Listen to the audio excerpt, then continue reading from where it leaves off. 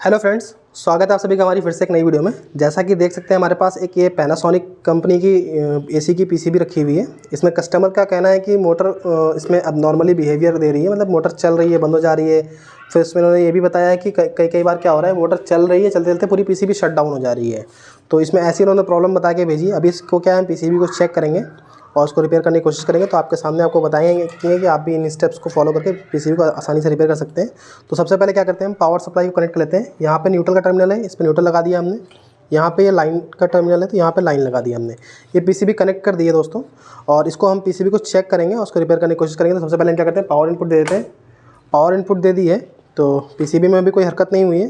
तो अभी पीसीबी को ऑन करते हैं, तो पीसीबी ऑन भी नहीं हो रही। रिमोट से ऑन कर रहे हैं तो ऑन भी नहीं हो रही है। तो मे भी शायद कि इस बटन से करते हैं, तो यहाँ पे पीसीबी ऑन नहीं हो रही है। कस्टमर ने हमको ऐसा कुछ नहीं बताया था। कस्टमर ने इसमें बताया कि फ़ैन इसमें अब नॉर्मली बिहेव कर रहा है। तो अभी क्या करते हैं, इस पीसीबी को हम चेक करते हैं और स्टेप बाय स्टेप आपको दिखाते हैं। तो ये पीसीबी मल्टीमीटर ने ले लिया है।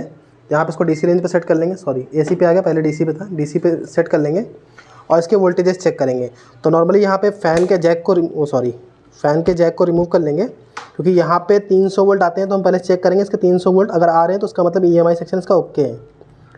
तो अभी हम क्या करते हैं, यहाँ पे इसको देख सकते हैं 346 वोल्ट आ रहे हैं। इट्स मीन कि यहाँ पे EMI सेक्शन, ब्रिज रेक्टिफायर और कैपेसिटर ओके हैं। अब हमें इसका सेकेंडरी साइड वोल्टेज चेक करना है। तो सेकेंडरी साइड पीसीबी को पलट के भी चेक कर सकते हैं। यहाँ पे हम सेंसर के ऊपर भी चेक कर सकते हैं कि 2.5 वोल्ट के अप्रॉक्स हमें मिलना चाहिए तब।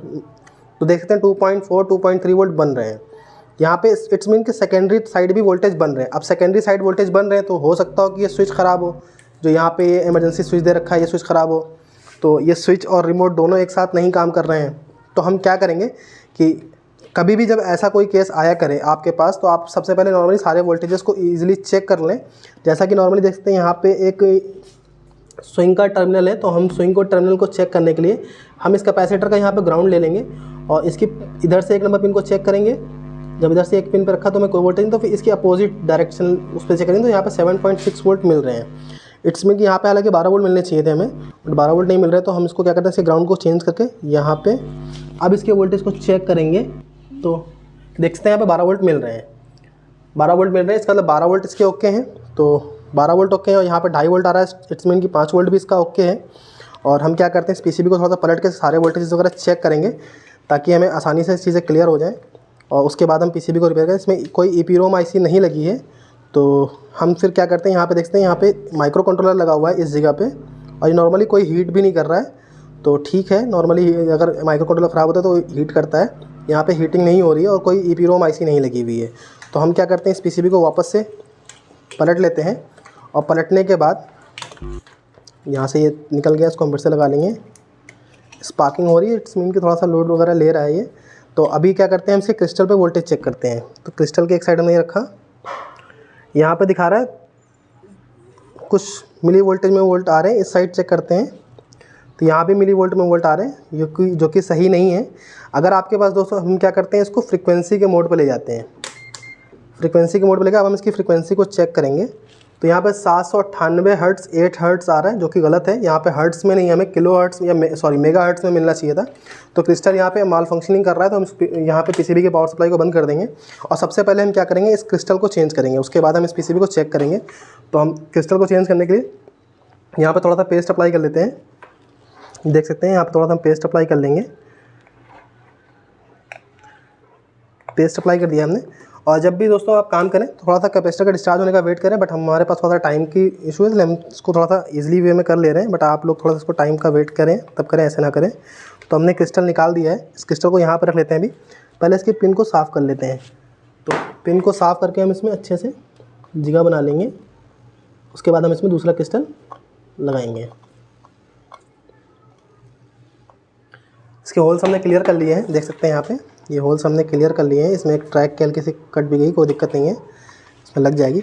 अभी नॉर्मली आपको हम दिखाते हैं, यहाँ पे जो क्रिस्टल है हमारे पास, ये क्रिस्टल है जो कि इसमें गलत दिखा रहा है। ये देख सकते हैं यहाँ पे 800 लिखा हुआ है, यानी कि 8 मेगा हर्ट्ज़ का क्रिस्टल है ये, जो कि अभी फ़िलहाल ख़राब बता रहा है। इसको हम दूसरे क्रिस्टल के साथ रिप्लेस कर देंगे। हमने दूसरी पीसीबी से निकाल रखा है कि ये हमारे पास ये बिल्कुल सही है, दूसरी पीसीबी का निकला हुआ रनिंग पीसीबी का। तो अभी इसको हम लगा के इसमें चेक करेंगे। उसके बाद देखेंगे कि इसमें यही प्रॉब्लम है या कुछ और भी प्रॉब्लम है।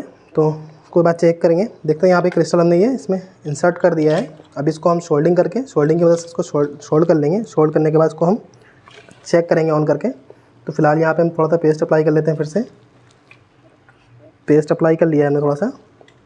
अब यहाँ पे हम शोल्डर लगा देंगे, शोल्डर की मदद से इसको ईजिली वे में लगा देंगे।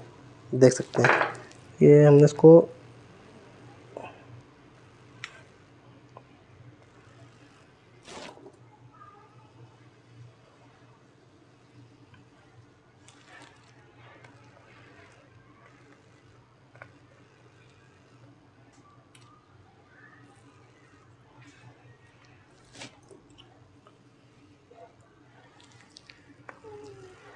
आयरन की वजह से सोल्डिंग कर दी है। बाद में इसको भी हम इसको साफ़ कर लेंगे। अभी फ़िलहाल हम इसको क्या करते हैं, चेक करते हैं ऑन करके। तो पीसीबी को वापस से रख देते हैं अपनी जगह पे, और रखने के बाद हमारी सप्लाई लगी हुई है। फिर से हम चेक करेंगे एक एक चीज़ को, कोई चीज़ इधर नहीं होनी चाहिए। पीसीबी जब भी आप काम करें इसके नीचे के एरिया को भी क्लीन कर लें कि यहाँ पे कोई मेटल वगैरह नहीं होना चाहिए। इससे क्या होता है कि पीसीबी में शॉर्टिंग हो जाती है और करी कराई मेहनत पे पानी फिर जाता है। तो हम यहाँ पे इसको रख लेंगे। अब फिर से इसकी पावर को ऑन करेंगे हम। पावर को ऑन कर दिया हमने, और दोस्तों देख सकते हैं डिस्प्ले की आ चुकी है। तो एक बार हम रिमोट्स के थ्रू भी इसको चेक करेंगे, रिमोट के थ्रू काम कर रहा है नहीं कर रहा है। तो ये काम कर रहा है, देख सकते हैं। तो दोस्तों इस पीसीबी में इसका क्रिस्टल ख़राब था, बट कस्टमर ने तो कुछ और ही बताया था। तो एक बार हम इसके फ़ैन को भी कनेक्ट करके फ़ैन भी चलाएंगे। तो पावर हमने बंद कर दी है, फ़ैन को यहाँ पर लगा लेंगे। देख सकते हैं हमने फ़ैन को लगा दिया है। मीटर को बंद कर देते हैं, लगा दिया। अब इसको फिर से ऑन करेंगे हम। ऑन करने के बाद हम चेक करेंगे। तो देख सकते हैं पीसीबी हमारी ऑन हो चुकी है, और इसमें टेम्परेचर माइनस प्लस का बटन भी काम कर रहा है, ठीक है। तो अभी हम वेट करते हैं थोड़ा सा। मोटर हमारी चल चुकी है, मोटर चल के बंद हो गई। तो मे भी शायद कि थोड़ा सा जो है वायर वगैरह लूज़ है। एक बार हम फिर से बंद करके इसको चालू करेंगे। बंद कर दिया है हमने। फिर से एक बार रिमोट से ऑन करेंगे। ऑन कर दिया है। तो ये मोटर चल के थोड़ा सा रुकी है, थोड़ा सा वेट करते हैं। इसके वोल्टेजेस को चेक करते हैं एक बार। तो यहाँ पे हम इसको डीसी वोल्ट पे ले आते हैं। डीसी वोल्ट पे हमारे यहाँ पे अब इसको हम चेक करते हैं। 16 वोल्ट आ रहे हैं। वीएसपी पे वोल्टेज हमारे अभी नहीं आ रहे, धीरे धीरे 750 मिली वोल्ट है, 763 मिली वोल्ट है, 600, 1.4, 1.1, ये वीएसपी के वोल्टेज आ रहे हैं और जा रहे हैं।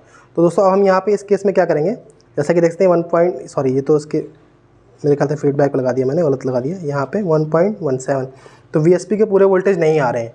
तो कस्टमर ने जो बताया था वो भी प्रॉब्लम है, बट इसका क्रिस्टल भी ख़राब है इसका। तो अभी हम क्या करेंगे इसमें दोस्तों, वीडियो को ज़्यादा लंबा नहीं करेंगे, बट इसमें हम इसको पहले बंद कर देते हैं। यहाँ पे देख सकते हैं दोस्तों, यहाँ पे 3 ऑप्टो कपलर लगे हुए हैं, जैसा कि आप देख सकते हैं।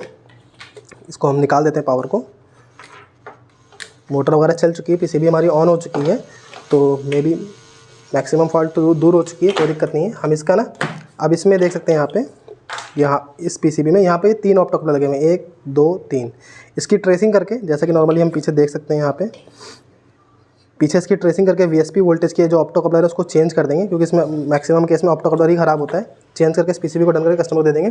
तो दोस्तों देख सकते हैं कि जब हमारी पीसीबी डेड होती है तो डेड होने के कई सारे रीजंस होते हैं। उनमें से एक मेजर रीज़न ये भी होता है, जब हमारी प्राइमरी साइड और सेकेंडरी साइड सारे वोल्टेजेस ओके होते हैं और फिर भी हमारी पीसीबी ऑन नहीं होती है, तो उस केस में आपको इसका क्रिस्टल चेंज करके ज़रूर देखना है, क्योंकि क्रिस्टल जब ख़राब हो जाता है तो पीसीबी हमारी डेड कंडीशन में चली जाती है। वोल्टेज हमारे सारे ओके होंगे बट हमारी पीसीबी ऑन नहीं होगी।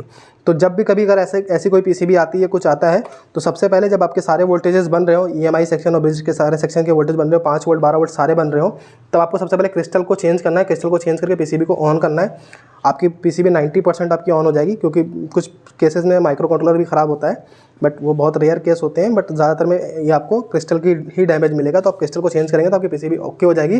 फिलहाल अब इस पीसीबी में ऑप्टो कपलर चेंज करके कस्टमर को दे देंगे। और अगर वीडियो पसंद आई दोस्तों तो वीडियो को लाइक ज़रूर करिएगा। चैनल पर नए हो तो चैनल को सब्सक्राइब कर लेगा, ताकि इसी तरह की आने वाली हर इन्फॉर्मेटिव वीडियोस आपको मिलती रहा करें। और अपने दोस्तों का अपने प्यारों का बहुत ख्याल रखेगा। तब तक मिलते हैं आपसे नेक्स्ट वीडियो में।